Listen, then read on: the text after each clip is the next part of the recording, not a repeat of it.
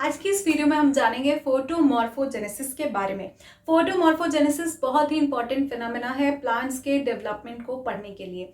जैसे कि हमारी बॉडी में लाइट के जो सनलाइट का बहुत ही अलग अलग इफेक्ट देखने को मिलता है, जैसे कि आपने पढ़ा होगा मेलेनिन सिंथेसिस में देखने को मिलता है, विटामिन डी सिंथेसिस में देखने को मिलता है।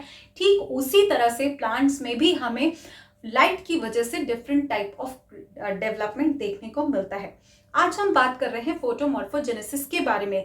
फोटो का मतलब होता है लाइट। जब भी कोई लाइट अगर प्लांट के ऊपर हम डालते हैं तो लाइट के अकॉर्डिंग प्लांट रिस्पॉन्स शो करती है, और वो रिस्पॉन्स उसके ऐसा तो नहीं कि बोल के शो करेगी कि मुझे धूप लग रही है एसी चलाओ, तो वो ऐसा शो करती है उसके बॉडी में चेंजेस के साथ।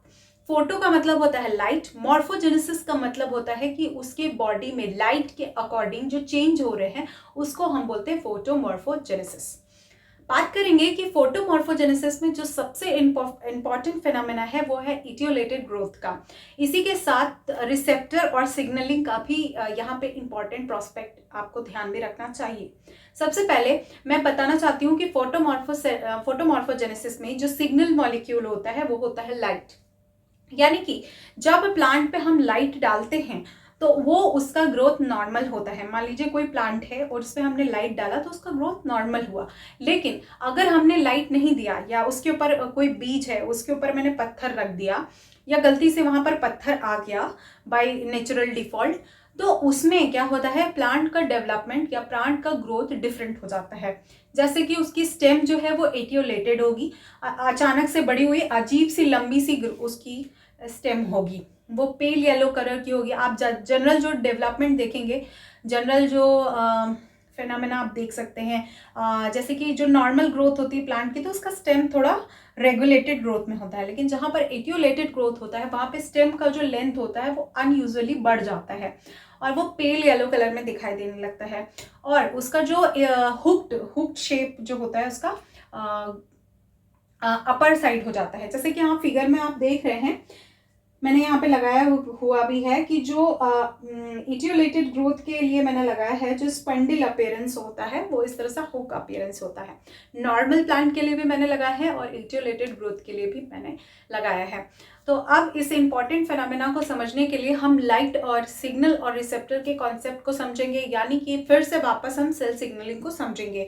तो रिसेप्टर मैंने पहले भी बताया कि रिसेप्टर यहाँ पर जो है फोटो रिसेप्टर है, और वो बेसिकली थ्री कैटेगराइज है, 3 फोटो रिसेप्टर्स होते हैं, लेकिन सिग्नल मॉलिक्यूल एक ही होगा और वो सिग्नल मॉलिक्यूल है हमारे पास लाइट। तो अब मैं बात कर रही हूँ रिसेप्टर की। तो यहाँ पे 3 तरह के रिसेप्टर होते हैं, फाइटोक्रोम, क्रिप्टोक्रोम और फोटोट्रॉपिन, जिसमें फाइटोक्रोम बहुत ही इंपॉर्टेंट है। ज्यादातर क्वेश्चंस और शॉर्ट नोट्स भी आपको इसी से देखने को मिलेंगे। आज मैं बात कर रही हूँ फाइटोक्रोम के बारे में, और फाइटोक्रोम सबसे इंपॉर्टेंट प्रोस्पेक्ट है। इसी के साथ ही वीडियो बहुत लंबी हो जाएगी, तो जो नेक्स्ट वीडियो रहेगी वो क्रिप्टोक्रोम और थोड़ा सा मैं उसमें फोटोट्रॉपिन भी डालूंगी। तो फाइटोक्रोम को समझ लेते हैं। तो यहाँ पर फाइटोक्रोम को मैंने डिटेल किया है। जैसे कि फाइटोक्रोम नाम से समझ में आ रहा है कि ये एक तरह का क्रोम मतलब पिगमेंट है, और फाइटो का मतलब लाइट पिगमेंट है। तो लाइट पिगमेंट है, और इसमें सबसे पहले मैं बताना चाहूंगी जो फाइटोक्रोम होता है वो एक तरह से होलो प्रोटीन होता है। होलो प्रोटीन जो होते हैं ऐसे प्रोटीन होते हैं जो बिना प्रिकर्सर्स के काम नहीं करते। आपने बेसिक्स बायोकेमिस्ट्री में पढ़ी होगी कि ऐसे प्रोटीन जो बिना प्रिकर्सर्स के काम नहीं करते, और जब इनके साथ प्रिकर्सर जुड़ा नहीं होता है तो हम इसको बोलते हैं एपोप्रोटीन, और जब इसके साथ प्रिकर्सर आके जुड़ जाता है तो हम उसको बोलते हैं होलो प्रोटीन। तो यहाँ पर जो प्रिकर्सर होता है वो होता है डेल्टा अमीनो लिव्यूलिनिक एसिड। यहाँ पे मैंने ये मेंशन किया हुआ है, ये it is a type of holoprotein, apoprotein और precursor alpha amino levulinic acid. Levulinic acid assembly by autolytic होती है, स्पॉन्टेनियस होता है। उसके बाद मैं बताना चाहती हूँ जो फाइटोक्रोम्स होते हैं ये फार रेड और रेड लाइट दोनों को एब्जॉर्ब कर सकते हैं।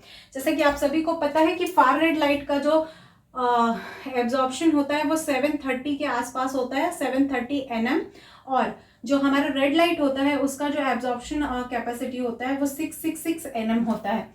सो इट कैन एब्जॉर्ब 666 nm और far light can absorb 730 nm। It's again very important, क्योंकि आपको ग्राफ बना के भी मैं इसको समझाऊंगी उसके बाद इट कॉज द फोटोमॉर्फोजेनेसिस, और इस लाइट के एब्जॉर्प्शन कैपेसिटी की वजह से ही, क्योंकि ये लाइट को एब्जॉर्ब कर सकता है, इसीलिए हम इसको प्लांट में एज अ रिसेप्टर पढ़ते हैं। उसके बाद हम यहाँ पर दूसरा पॉइंट, अगर आपको ऐसे आंसर राइटिंग करनी है तो आप ये सारे पॉइंट्स लिख सकते हैं। It is a type of photomorphogenic pigment, as usual chromophore है तो पिगमेंट होगा ही। उसके बाद जो phytochrome is an a type of chromoprotein, I already told you is an a type of chromoprotein because it's create a particular pigmentation. So pigment attached with the protein is covalent bond. अभी मैं आपको समझाऊंगी कि जो इसमें pigment होता है वो कौन सा पार्ट होता है, मेन जो प्रोटीन होती है वो कैसी होती है, अभी इसके स्ट्रक्चर के साथ समझेंगे, जिसमें हम समझेंगे कि लाइट और डार्क में कैसे इसका इंटरकन्वर्जन होता है। इसके बाद जो इसके दो सब यूनिट होते हैं, ये आपको ध्यान रखना है, is in a type off timer. कभी इसमें ऐसे क्वेश्चन पूछ सकते हैं कि एसडीएस पेज रन किया तो हमें कितना का बैंड मिलेगा, तो 1 to 5 का मोटा सा बैंड मिलेगा, क्योंकि ये डाइमर होता है, इसमें 2 सब यूनिट होगी। तो इट इज अ 2 सब यूनिट ऑफ डाइमर, और सब यूनिट 1 to 5 के डाल्टन, इसको याद रखिएगा, के डाल्टन है, पॉलीपेप्टाइड है, it is a type of holoprotein, I already told you. अब बात कर लेते हैं इसके मैकेनिज्म की, यानी इसके ऊपर लाइट पड़ेगा तो ये कैसा काम करेगी, और लाइट नहीं पड़ेगा तो कैसा काम करेगी। इसका स्टेप देखिए, ये होता है फोटोसेंसरी डोमेन, और दूसरा होता है हमारे पास रेगुलेटरी डोमेन। जो फोटोसेंसरी डोमेन होता है ये एन टर्मिनल पे होता है, यहाँ पे ये एन टर्मिनल पे होता है, और जो रेगुलेटरी डोमेन होता है वो सी टर्मिनल पे होता है। इस बात को याद रखेंगे। जो फोटोसेंसरी डोमेन होता है, ये मैंने ऐसे याद रखा था, एनपी नागपुर। जो फोटोसेंसरी रीजन होता है वो एन साइड पे होता है, इसको याद रखना जरूरी है। उसके बाद जो फोटोसेंसरी रीजन होता है उसमें क्या क्या होता है, पास होता है, जीएफ होता है, और पीएस होता है, जीएफ होता है, और पीएचवाई होता है। और यहीं से फोटोसेंसरी रीजन के पास ही कैपेसिटी होती है कि वो लाइट को एब्जॉर्ब कर सके। तो यहाँ पर देखिए ये फाइटोक्रोमोबिलीन है। फाइटोक्रोमोबिलीन जो है वो इसका पिगमेंट है, और पिगमेंट जो है वो प्रोटीन से अटैच्ड होती है by the help of covalent bond, और उस कोवेलेंट बॉन्ड का नाम क्या है, थायो ईथर लिंकेज। ये एक तरह का कोवेलेंट बॉन्ड है, ठीक है, ये एक तरह का कोवेलेंट बॉन्ड है। ये जो फाइटोक्रोमोबिलीन है, फाइटोक्रोमोबिलीन जो है यहाँ पर, फाइटोक्रोमोबिलीन जो है it is equivalent to the, एकदम इक्वल होती है, किसके इक्वल होती है, बिलीरुबिन के इक्वल होती है। और बिलीरुबिन क्या है, बाइल पिगमेंट है, बाइल पिगमेंट है। तो यहां पर जो बाइल पिगमेंट है वो क्या है, बिलीरुबिन है। और यहाँ पर पीआरडी और एचकेआरडी ये क्या है, ये रेगुलेटरी रीजन होते हैं। तो यहाँ पर जो हमारे पास पिगमेंट है वो कैसे अटैच्ड है, कोवेलेंटली अटैच्ड है। तो अब मैं ऐसा बना रही हूं कि ये डाइमर के फॉर्म में होता है। तो ये फाइटोक्रोम का स्ट्रक्चर है बेसिकली, ये यहाँ पर ऐसे समझेंगे, यहाँ पर ये हिंज रीजन है, और सेम ऐसा नीचे भी होता है, ये सी और ये एन, इसमें ये होता है PAS, इसमें होता है GAF, और इसमें होता है PHY, और यहाँ पे होता है PRD, यहाँ पे होता है PRD, और यहाँ पे होता है HKRD। और सेम GAF से एक जो है सल्फर यहाँ पे जुड़ता है, और ये सल्फर किससे अटैच होता है, ये हमारे फाइटोक्रोमोबिलीन से अटैच्ड होता है, इससे अटैच्ड होता है फाइटोक्रोमोबिलीन, इससे अटैच्ड होता है। तो जैसे ऊपर है वैसे ही नीचे होता है। तो ये एक डाइमर स्ट्रक्चर यहाँ पर हम बना लेंगे। तो यहाँ पर ऐसे एस लिखेंगे, और ये हो गया फाइटोक्रोमोबिलीन।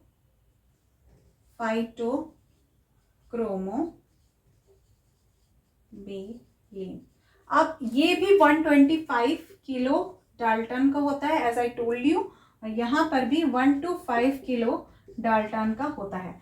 तो इस तरह से ये फाइटोक्रोम का स्ट्रक्चर है। अब हम इसके मैकेनिज्म को समझेंगे कि जब डार्क होता है तो कैसा होता है और जब लाइट होता है तो कैसा होता है। तो सबसे पहले हम यहाँ पर डार्क की कंडीशन को समझेंगे। यहाँ पर मैं बना रही हूँ डार्क की कंडीशन। ये है डार्क और ये है लाइट। तो डार्क में जब भी हम डार्क से लाइट जाएंगे तो यहाँ पर हम रेड लेंगे, यानी कि डार्क से लाइट में जाते समय हमारे पास रेड लाइट का कंटेंट ज़्यादा है, यानी लाइट में हमारे पास रेड ज़्यादा है। रेड ज़्यादा होने का मतलब क्या है, 666 mm हमारे पास ज़्यादा है। उसी तरह से वापस रेड से हम कहाँ पर जाएंगे, वापस नाइट से मतलब डे से हम, ये है डे और ये है नाइट। तो वापस हम डे से नाइट में जाएंगे तो यहां पर फार रेड होगा, फार रेड होगा यानी 730 nm होगा। ठीक है, तो इस तरह से इसका कन्वर्जन होता है। अब दूसरी इंपॉर्टेंट पॉइंट कि जब रात होगा तो क्या ज्यादा होगा, रात होगा तो PR ज्यादा होगा और जब लाइट होगा तो PFR ज्यादा होगा। अब ये जो हम ज्यादा और कम की बात कर रहे हैं या जो कन्वर्जन की बात कर रहे हैं, यानी जब दिन का समय होगा तो प्लांट में PFR का कंसंट्रेशन ज्यादा होता है, इसका कंसंट्रेशन ज्यादा होता है। लेकिन ऐसा नहीं होता कि उसमें PR का कंसंट्रेशन हो ही ना, उसमें कुछ कंसंट्रेशन PR का भी होता है। सेम वाइज अगर कहीं पे स्टेटमेंट लिखें कि डे के टाइम में PR का कंसंट्रेशन 0 होगा या नल होगा या एब्सेंट होगा, तो ये पॉसिबल नहीं है। It is only inter conversion. आपको इंटर कन्वर्जन देखने को मिल रहा है, लेकिन कोई जरूरी नहीं है कि अदर ये एब्सेंट हो। ये 97 और 93 और 97 और 3% का कन्वर्जन होता है। मान लीजिए यहाँ पर उसको स्टेशनरी, फोटो स्टेशनरी स्टेट बोलते हैं, इसको बोलते हैं, आगे मैं बताऊंगी फोटो स्टेशनरी स्टेट क्या होता है। मान लीजिए अभी के एग्जांपल के समझने के लिए हम यहाँ पर लिख रहे हैं कि यहाँ पर अगर PFR जो है हमारा वो 97% है, तो यहाँ पर हमारा PR जो है 0 नहीं होगा, फिर भी वो 3% ऑब्वियसली होगा ही होगा। तो इसको हम बोलते हैं इस तरह से कन्वर्जन होगा। तो अभी हम यहाँ पर देख रहे हैं कि डे टाइम में हमारा PFR ज्यादा बनेगा। तो अब हम यहाँ पर सिस और ट्रांस का कन्वर्जन भी समझेंगे। जो PFR होता है इसको हम बोलते हैं ट्रांस कॉन्फ़िगरेशन, इसको बोलते हैं ट्रांस कॉन्फ़िगरेशन, और इसको हम बोलते हैं सिस कॉन्फ़िगरेशन। सिस और ट्रांस में डिफरेंस क्या है अभी मैं थोड़ी देर में बताती हूँ। अभी सिर्फ ये कॉन्सेप्ट हम समझेंगे क्योंकि यहाँ से बहुत सारे क्वेश्चंस आते हैं। तो अब डे टाइम में कौन सा नाइट टाइम में कौन सा कन्वर्जेशन है हमारे पास, सिस का कन्फर्मेशन है, यानी हमारे पास सिस कन्फर्मेशन है। सिस कन्फर्मेशन है तो कौन सा स्ट्रक्चर हमारे पास होगा, PR का कंडीशन होगा। अगर हम रात में इसको रेड लाइट दे दें तो ये PFR में कन्वर्ट हो जाएगा। अब जब हमारे पास PR का कंसेंट्रेशन ज्यादा है तो प्लांट कैसा ग्रोथ शो करेगा, इसको इटियोलेटेड ग्रोथ शो करेगा। It can show etiolated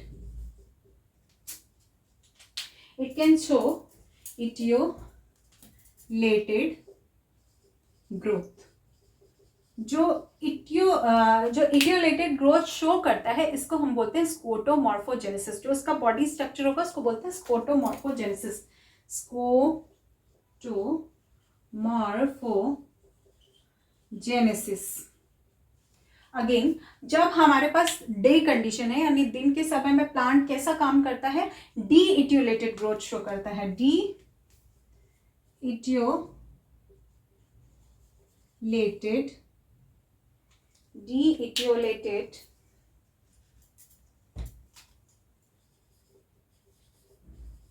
growth show करेगा। तो इस तरह से हम डे और नाइट का कॉन्सेप्ट देखते हैं कि डे के टाइम पे क्या ज्यादा होगा और नाइट के टाइम पे क्या ज्यादा होगा। अब यहाँ पर हम बात करेंगे स्ट्रक्चर की। तो यहाँ पर हम देख रहे हैं सिस और ट्रांस का कॉन्फ़िगरेशन कैसे चेंज होता है। तो यहाँ पे सेराइन सिस्टिडीन और हिस्टिडीन है, सेम इधर भी मैंने डे कंडीशन के लिए बना है, ये नाइट कंडीशन के लिए बना है। तो जैसा हमें मालूम है कि नाइट कंडीशन में क्या होता है, नाइट कंडीशन में हमें सिस फॉर्म देखने को मिलती है। तो आप यहाँ पे नोटिस करेंगे कि जो यहाँ पे सिस फॉर्म है वो यहाँ पे देखिए NH इसी साइड है, इसी साइड है, इसी साइड है। तो ये सिस कॉन्फ़िगरेशन हो गई। आइदर जब डे होता है तो ये ट्रांस कॉन्फ़िगरेशन हो जाती है, बाकी कुछ चेंज नहीं होगा। बस ये जो डी वाला है, ये ए है, ये बी है, ये सी है और ये डी है। तो ये जो डी वाला है इसी में, यहाँ से मैं बाकी सारा स्ट्रक्चर सेम होगा। जो इसमें डी वाला है, डी वाले में यहाँ पे जो NH है वो ऊपर के साइड चला जाएगा। ये जो NH है ये यहाँ हम बनाएंगे। तो ये जब ऊपर के साइड चला जाएगा तो इसको हम बोलते हैं ट्रांस कॉन्फ़िगरेशन।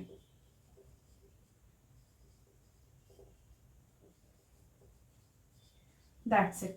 स्टेज क्या होता है, ऐसा पॉसिबल नहीं है कि जो PFR है वो टोटली कन्वर्ट हो जाए PR में। यानी किसी प्लांट में किसी टाइम पे ऐसा नहीं होता कि 100% कंसंट्रेशन हो PFR की या 100% कंसंट्रेशन हो PR की। तो दोनों में इंटर कन्वर्जन के लिए बहुत ज़रूरी है कि एक इक्विलिब्रियम स्टेट रहे।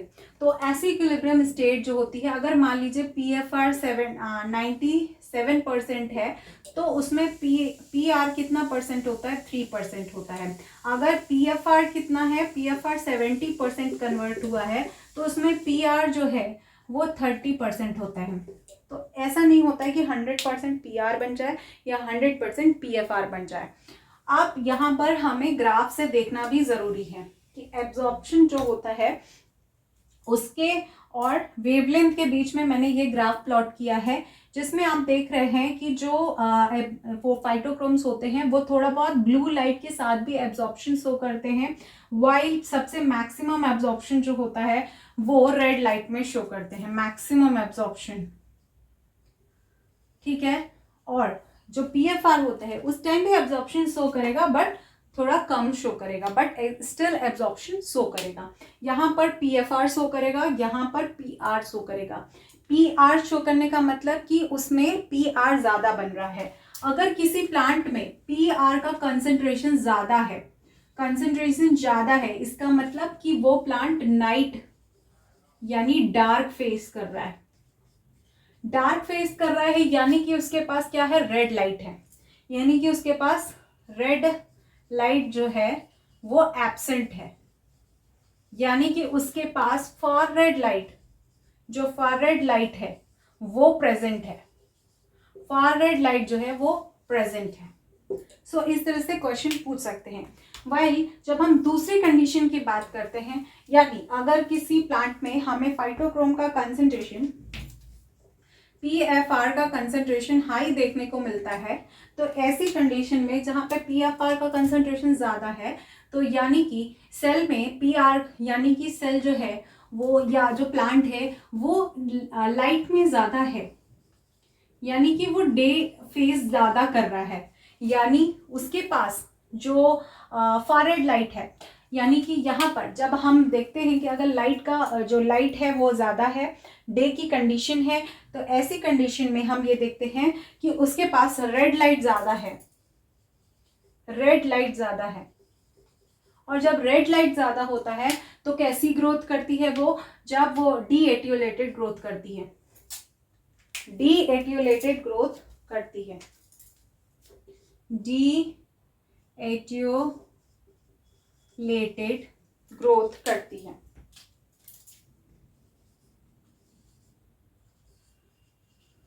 ग्रोथ करेगी यानी कि नॉर्मल ग्रोथ। तो ये एब्जॉर्प्शन स्पेक्ट्रा थी। अब हम फाइटोक्रोम्स जो होते हैं उसको 5 पार्ट्स में डिवाइड करते हैं, phytochrome A, B, C, D, E। लेकिन जो क्लासेस होते हैं वो सिर्फ 2 ही होते हैं, क्लास 1 एंड क्लास 2। अब हम इसको क्लासीफाई करेंगे।